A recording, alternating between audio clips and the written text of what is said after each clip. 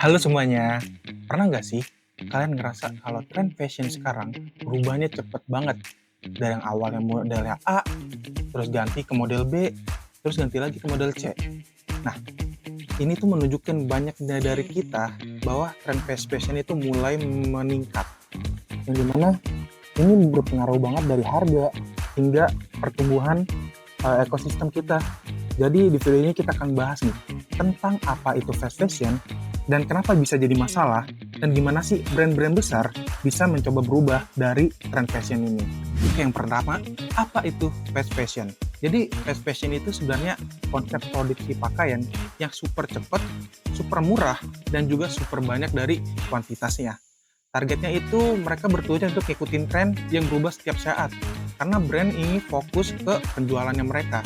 Jadi mereka mengikuti tren hingga bisa meningkatkan penjualannya juga. Biasanya ciri-cirinya itu produksinya massal, bahannya berkualitas rendah, dan juga harganya ditekan serendah-rendah mungkin agar banyak peminatnya. Yang terakhir, dampak lingkungannya sangat tinggi banget.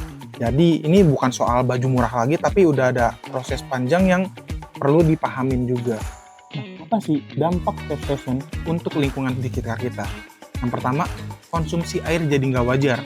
Yang dimana kalian tahu nggak sih, untuk membuat satu kain katun itu membutuhkan 2.700 liter air bersih untuk dibuatkan satu buah katun doang.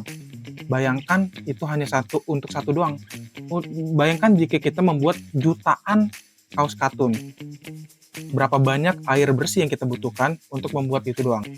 Yang kedua, limbah pakaian yang menumpuk.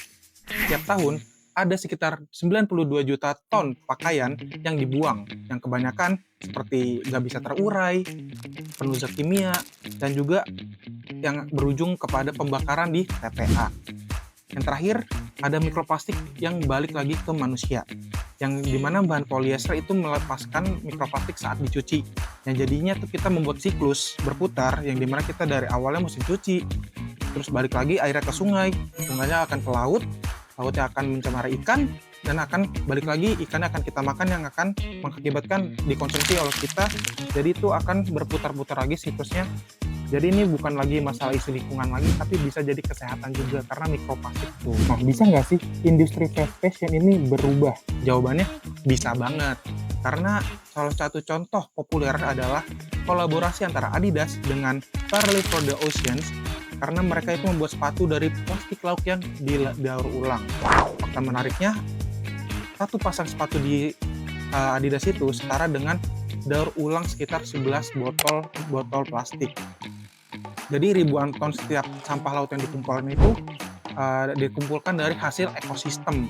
Yang terakhir, fakta uniknya, konsep ekonomi sirkular mulai diterapkan di industri besar yang berawal dari kolaborasi antara Adidas dan Parley of the Oceans ini. Jadi ini tuh menjadi bukti awal untuk brand besar untuk memulai inovasi brand ramah lingkungan. Nah, dari contoh tersebut, kelihatan banget kalau perubahan dalam industri fashion itu bukan hal yang mustahil. Jadi kalau brand besar udah mulai bergerak, bukan hal yang mustahil lagi untuk UMKM punya kesempatan yang sama untuk membawa perubahan, meskipun dari langkah yang kecil dulu.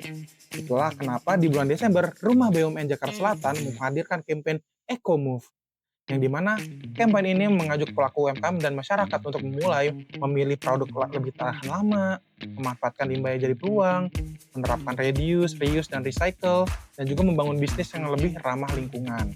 Jadi gerakan ini bukan soal tren yang sesaat, tapi tentang membiasakan diri untuk lebih peduli lingkungan dan juga kepada bumi. Untuk yang lebih pengen belajar lebih jauh, ikutin kegiatan dari Rumah BUMN Jakarta Selatan untuk ngembangin usaha, karena Rumah BUMN Jakarta Selatan siap untuk membantu. Jangan lupa untuk UMKM naik kelas. See you.